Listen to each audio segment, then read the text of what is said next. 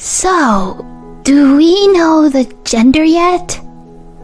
Yes, it's a girl. Then my mother-in-law, Jenny, opened her eyes and screamed. What? Get abortion right now. Huh? For a moment, I thought I had misheard her. But Jenny's eyes were full of anger, and she looked at me with disgusted look on her face.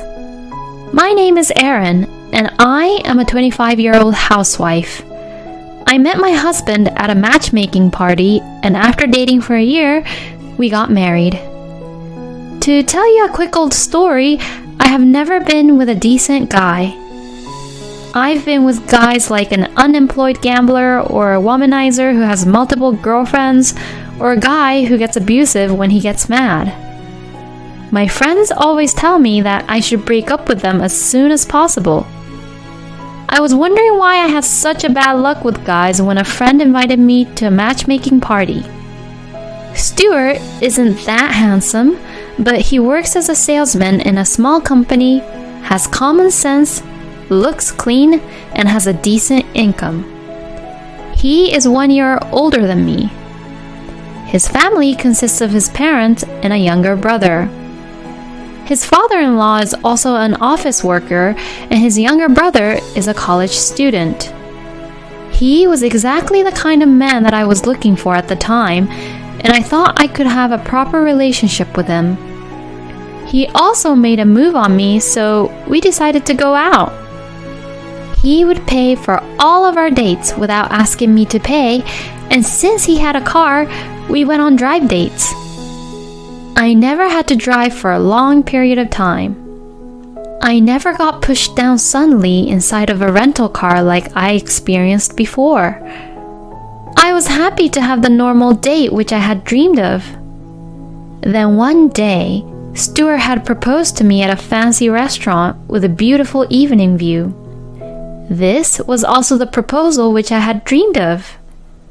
Unlike my ex who had planted a fake ring he got from a claw machine game and shoved it inside a cake which he bought at a store, it was a real ring in an engagement case. As for the fake ring, which was shoved in the cake, it made a crunching sound when I put the cake in my mouth, and at first, I thought there was a bug in it or something like that. It was quite a traumatizing experience for me. Stuart says, "I want you to be my family and support me," to me, and I was really happy that I could have a normal, happy life. We then got married and began our life as an official married couple. Every day I do the housework and wait for Stuart to come home from work. Stuart has been kind to me since we got married, and he takes care of me, saying things like, "Thank you for always cooking good food," or "I'll do the dishes." I had been unlucky with men in the past, but I was glad to have finally found a good guy, or so I felt. After that, no problems occurred, and my normal daily life just went by. My friends, whom I would occasionally meet, would say, "Erin has really matured. She used to be a gal with blonde hair and flashy clothes," to me. Come to think of it, the clothes I wear and the color of my hair now have really calmed down. I no longer go to the clothing shop I used to go to and prefer simple, basic colors. I guess it's true what they say about the way women look and how it changes depending on who they end up with. Even with cigarettes, I used to be a heavy smoker, but now I don't want to go into a restaurant unless it's a non-smoking place. 2 years have passed since I married to Stuart, and we are still living as peacefully as ever. If I had to complain about one thing, it would be about my mother-in-law, Jenny. It wasn't so bad right after we got married, but after a year or so, she started pestering me, asking me if I got pregnant with kids or not. Every time I just brushed it off by saying, "Having kids are a blessing." But after 2 years of marriage, her questioning me about kids had escalated. My parents-in-law's house is a 10-minute drive from our apartment, and recently, Jenny often visits us and starts talking about kids. I heard from the neighbors the other day. They said that there is a good fertility clinic. Ah, well, we don't know if we're even infertile or not. What are you talking about? You have to find out about these things quickly. Besides, you are the eldest son's wife. You have to be aware of that. If it continues like this, Jenny would start questioning about my personal life in details. After feeling this way, I consulted to Stuart about it. My husband agreed with me, saying, "Well, it's true that having a kid is a blessing." Thank goodness that Stuart agrees and that he was on my side. But that thought didn't last that long. Right after, Stuart says, "But Mom is worrying about us, so that is why she's questioning us, right? We should at least respond to Mom and not make her worry. Let's go to the clinic next Saturday." Stuart seemed to support Jenny more than me. At the time, however, I thought, well, it is unusual to see Stuart be so motivated in infertility treatment, and I should be grateful. And my distrust towards him did not grow to that level. Then, we underwent infertility tests and were told that there was nothing wrong with us and that we did not need any treatment. I am very grateful that the doctor told us that.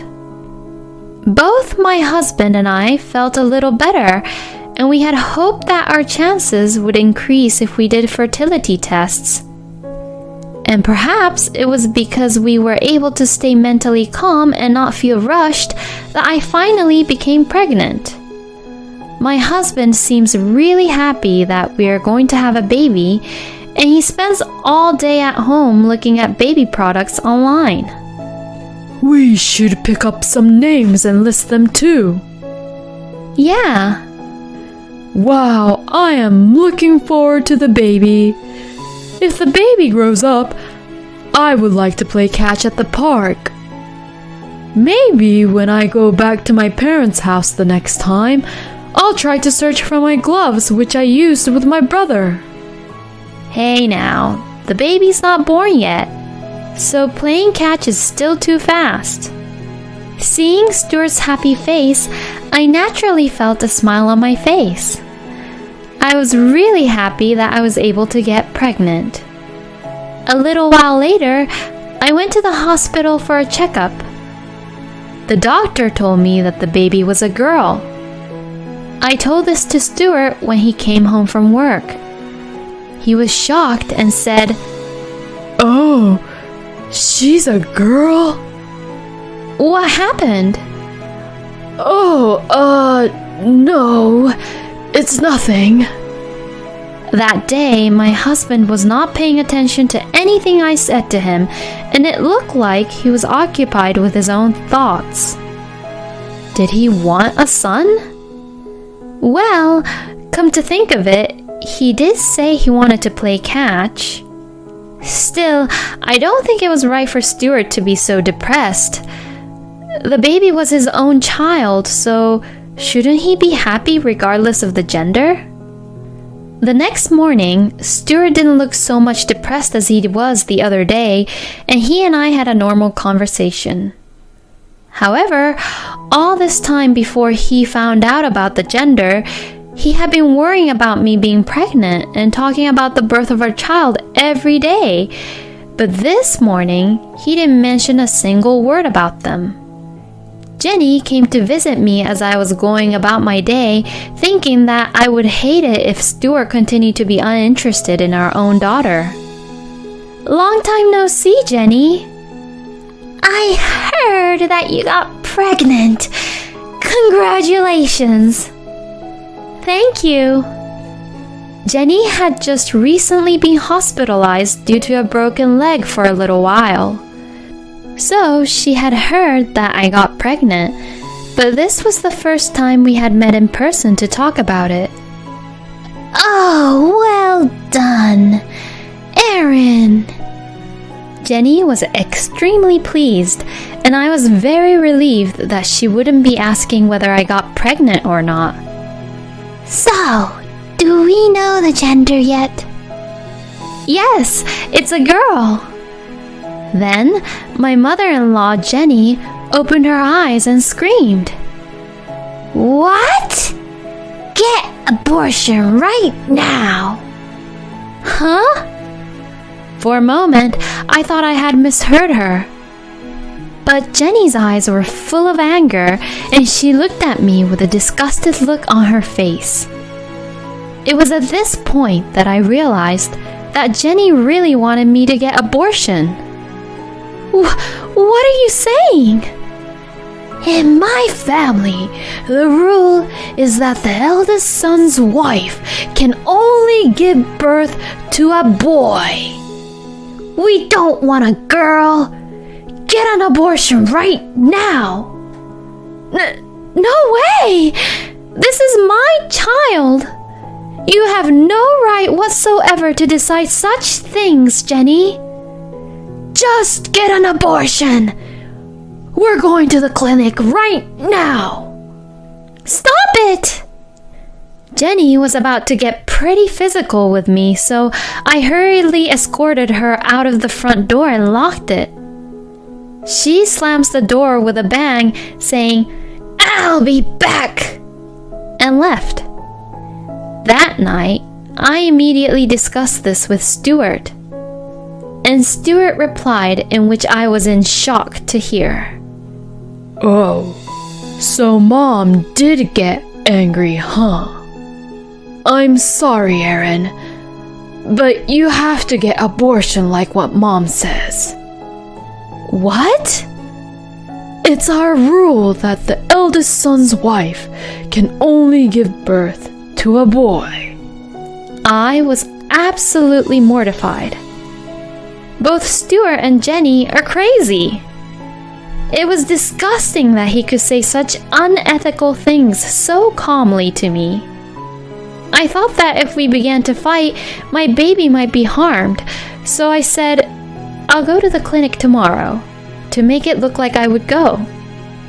The next morning, after seeing Stuart off for work, I hurriedly packed my bags and went back to my parents' house.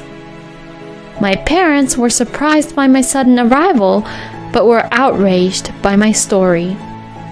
At the time, my childhood friend Jason was also there. Apparently, the old air conditioner in the house was acting up, so he had come to fix it for them. It had been a long time since we had seen each other, but I was so focused on my crappy situation that without even a proper greeting, we decided to discuss the divorce with Jason being there to hear the whole thing. For the time being, my parents and I agreed that I wouldn't return to that house, but would prepare the divorce papers and have Stuart come here to sign them. That evening, as expected, I received a non-stop phone call from Stuart, so I told him quickly what I wanted him to do and hung up immediately. Later that day, Stuart came to my parents' house with Jenny. The discussion between us began in the living room. I said, I can't stay married any longer to a person who asks me to abort the baby as soon as he finds out that she's a girl, and handed the divorce papers to Stuart. Then Stuart replies, Those are the rules of our family, and it is the duty of a wife to abide by our rules, since she is married into the family. I couldn't understand his point. Jenny, taking advantage of the situation, said threateningly, If you insist on not doing abortion, I'll make you have miscarriage. My parents were furious. An argument between my parents and Jenny began. And at that moment, Jason came out from the next room. Huh? Jason? Why? Did they ask you to fix something again? No, I was asked to wait there by your parents. Who is this guy? He's my childhood friend. Childhood friend? Go away. You're not family but an outsider. I'm sorry, but I'm not an outsider, Jason says while handing over his business card to Stuart. Lawyer? Huh? I am to be present at this discussion as a lawyer. And as an FYI, I have asked Aaron's father to record all the conversations which was held earlier on a voice recorder. What you just said is a fine threat, ma'am. Huh? If Aaron continues to be in this marriage, you can definitely harm Aaron. No, that was, I got emotional and ended up. And that's completely dangerous. You never know what might happen. If Stuart still refuses to divorce, then let's fight it out over court.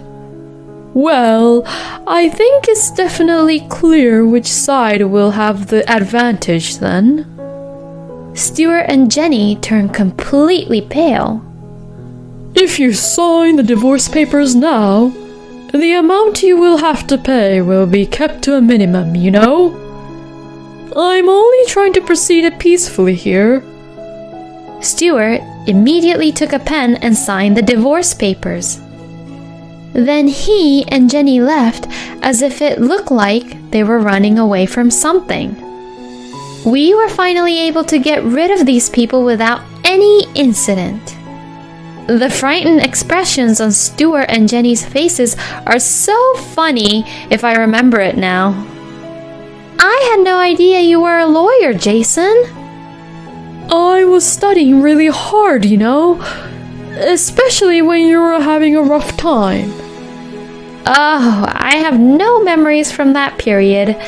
My brain completely shuts down when it tries to remember it.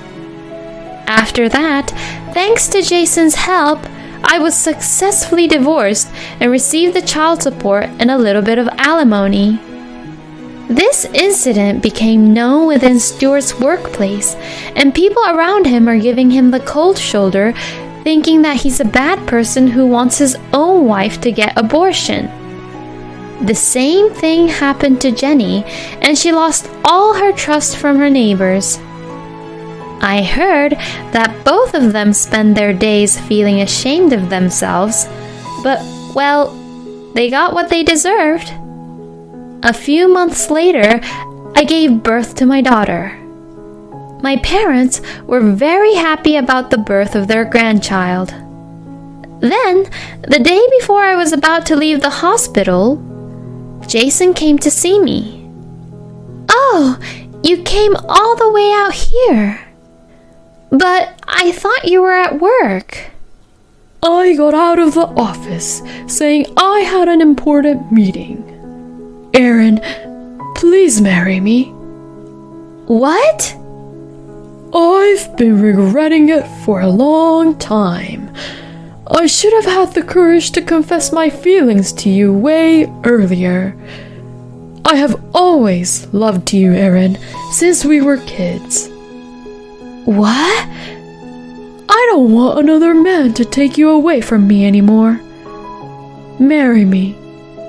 Let's raise the child together. Jason.